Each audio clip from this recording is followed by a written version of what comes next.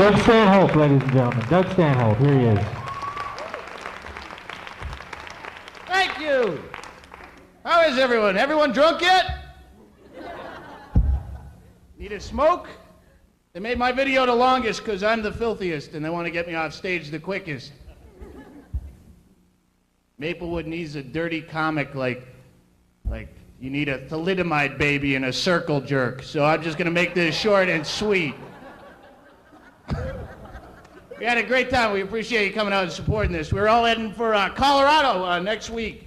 We're all loading up in my car and driving out. It should be a fun time. Chard and I are doing the Vail National Comedy Competition, or Comedy Festival. I did the comedy competition in March for big cash prizes. And I lost like a pig. Thank you very much. Thank you. They fucking hated me, ladies and gentlemen. But this time we're just doing it for fun. No cash prizes involved. So I just get to go out and have the same people that hated me last time hate me this time. But I still get all the pleasure of, $9 for a cheeseburger and eating it with a big pompous asshole skier, paying $250 for a fucking hotel room. Tom Bodette better wipe my ass for me, much less leave the light on and have money. I was out there in March. I spent $1.80 a gallon for gasoline. They couldn't put 10 cents of sand down on the road, skidding all over the place, bald tires, no insurance, no driver's license, every little Nazi GQ ski puke flashing his lights like I want to drive 20 miles an hour. Fuck you. If I go off the road, I can't whip out Daddy's Visa card and dial up AAA. I'm a comedian. I go off the road, I'm wearing a wig and a truck stop, hustling blowjobs for a bus fare.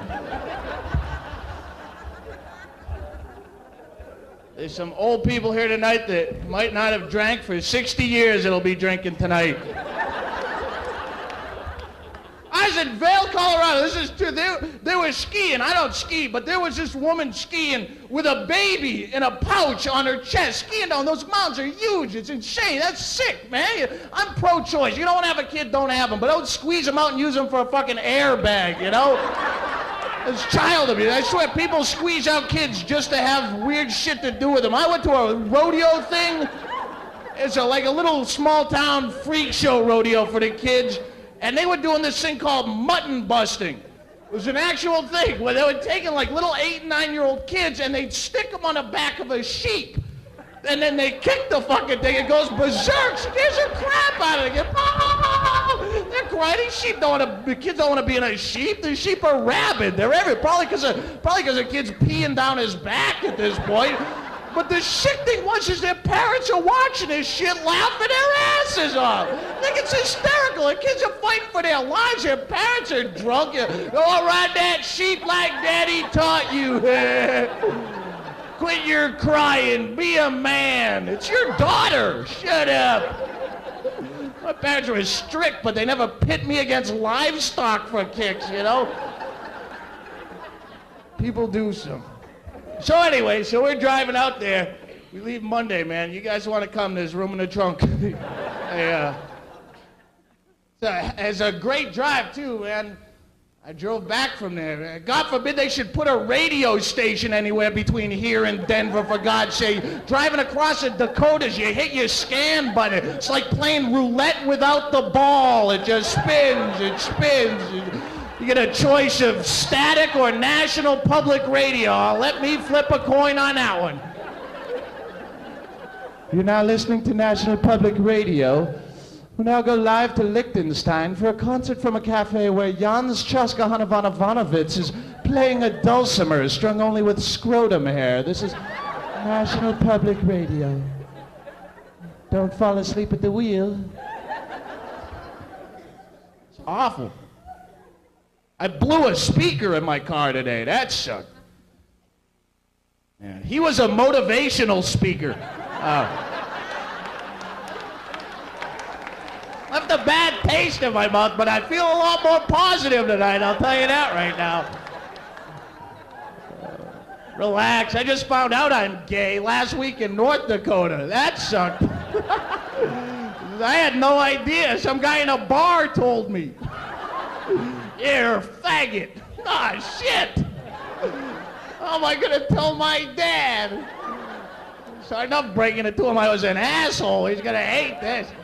I think I shit from a guy in North Dakota for wearing an earring. You queer, somebody's got an earring. Some kind of queer wearing women's jewelry. Everyone in the world has an earring now. It's nothing. I know a guy who's got his lip pierced, he's got his schmeckle pierced, and he runs a chain in between them.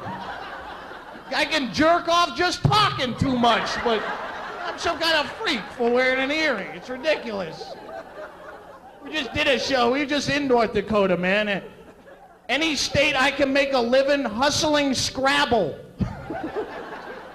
You do the scoring. Me and Billy ain't very arithmetic. We weren't even doing material in North Dakota. We're doing knock-knock jokes and shit for these people, limericks. They thought we were geniuses. I did that one about the man from Nantucket one more time, only slower, because my wife didn't get it. It's awful. We were there, and this is a true story. We were there last summer. They had the big state fair going on. They put an ad in the newspaper. They set up a trailer at the state fair to check for prostate cancer. I don't know about you guys, but I don't think I want carnival workers checking my prostate. Walk in there, think it's just another Midway attraction, you know? Next thing you know, they got you pinned down with your pants at your ankles. You look behind you, it's the same guy that was running the Tilt-A-Whirl an hour ago. He's got a prison tattoo that says, "Fill to here." 5 tickets, please. Only 2 to watch. Come on in. Good time for everyone. They brought me to a topless bar in Bismarck. I give you a word of advice. If you're going to go to a topless bar, take a look around the town first. There's no one in the entire town you'd want to see naked. Chances are they're not going to be in the titty bar either. Because, you know, by applause, who's been to a topless bar at any point in your life for any reason? Oh, 3 people, yeah. Well, we're in Maplewood. It's a very good chance. You know, it's pretty stupid. You go and you stick dollars in a girl's G-strings. You pay too much for your drinks. It's pretty harmless. This place in North Dakota, it was the weirdest thing I'd ever seen. For $1.25, you get a paper cup full of pellets. And the girls would lean right over the railing and eat right out of your hand. You could pet them and everything. It was the weirdest thing. It was all true. I walk into this place. The girl has a dancer's name is Chuck. If that's any indication. She walks out on the stage and this woman had this belly that kind of stuck out so the tits sat up on top of it and the G-strings wedged in the middle there. And she's out there sweating to the oldies or had a roll of fat on the back of her head, 1 tooth in her mouth. Wasn't even her tooth. There's like a lead press-on tooth right in the middle of her face there. Just out there clammy and dripping sweat on you. I mean, you could take dollar bills and just slap them to her belly like a refrigerator magnet. Stick right on there, man. It wasn't even pornography, it was zoology. Tipping the girl in camel cash.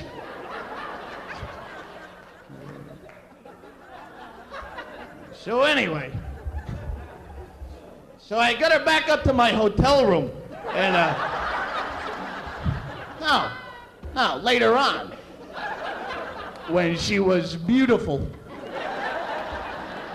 Tequila. They have a topless bar in town that does comedy. Does anyone know about that? Mitch and I worked at it. It's at Sheik's in Minneapolis. We worked there. They have a comedy club in there. We're doing shows for 6 people every night. It's brutal. Because comedy's in a separate room there. So when people come in, they say, you know, do you want to see really beautiful centerfolds show their tits, or, you know, the weird guy in a Santa hat? Ooh, flip a coin. So we're doing shows for no one. And I worked the whole week there. And the last night I'm in there, a buddy comes in and turns me on to this drug, ecstasy. I know a lot of you older folks are hip on this, but for my friends who've never heard of drugs, I didn't know what it was either. I said, well, what is it? He said, well, Doug, it's illegal. So I did it. And he goes, yeah, it makes you really horny. You son of a bitch. I'm working here looking at the most beautiful women I've ever seen in my life. They won't even talk to me. I haven't got laid in 3 months. My morning boner's running a 24-hour cycle for the last week. I don't need to artificially induce being horny. It's the longest night of my life. I did shit to myself that night I've never done to a woman. The maid comes in the morning, everything's covered in cooking oil, there's a porno going, there's a melon with a hole drilled in it. What's that for? Oh, I had a little luau. You need more smut in this town. Not Maplewood. This is a big smut capital. Drive-bys, muggies. Yeah, no shit. I went into an adult bookstore in Minneapolis, right downtown. It's called Sex World. Now I know why they call it Sex World. Because they can't name it Things That Fit in Your Ass. I knew that joke wouldn't work, but... The other guys, they put thought into my material. My act is basically talking about my dick, you know. So I'll never refer to myself as an artist. You know? People come to see me to see art like I go to a titty bar to appreciate dance. There's no art involved. And besides, Minnesota, I've been in 49 out of 50 states, and I swear, Minnesota people are, without question, honestly, the nicest people anywhere in the country. Don't clap, because... honestly, it drives you out of your fucking mind after a while if you're not from here. I just want somebody to flip me off. Be mean to me, you know? Lock your brakes up in front of me. Just let it out of your system, for God's sake. You're gonna explode. I walk into a restaurant out here, you know, I say, where's the restroom? Sit down, I'll draw you a little map. There's a couple of ways you can go there. You go over by non-smoking, cut down by the counter, that's all. I'm gonna piss my pants here. Oh, don't worry, my brother's a dry cleaner. We'll help you out there. Yeah, and your mother's a whore. Oh, I thought she's a librarian. I should call more often. Have a nice day. Nicest people anywhere. And the whitest people you'll ever see in your life, too. I was at Phelan Lake today handing out flyers for this show. I swear to you, some of those people will burn their retinas right out of your fucking eyes, man. One Minnesota winter will suck every ounce of pigment right out of your body. It's incredible. You people could suntan just looking at a Japanese flag. Sunblock just to do it with the lights on. I was here in March and I had just come from Hawaii, so everywhere I went, I got a great tan, and walking around in Minneapolis, I was some kind of deity, you know. I'd have packs of pale, clammy children just follow me around, try to touch me. Tell us about the sun. Awful. I was sweating, man. We're out at the Mall of America, man, shopping. You guys want to have fun shopping? Want to see a sales girl sweat? Go in the dressing room. After about 5 minutes, yell out, "Hey, there's no toilet paper in this stall."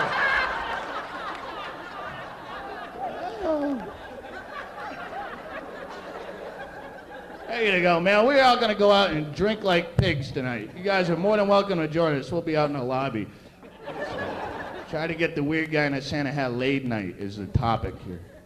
Did you ever go through the personal, what's that, the city pages you got here? Did you ever read the personal ads looking for a date? People in personal ads are pretty fucking picky for people advertising in a newspaper for a date, aren't they? Did you read these things? I want a non-drinker, non-smoker, over 6 feet tall, 6-figure income, Christian, no children, 30 to 35, no drugs. You read their description.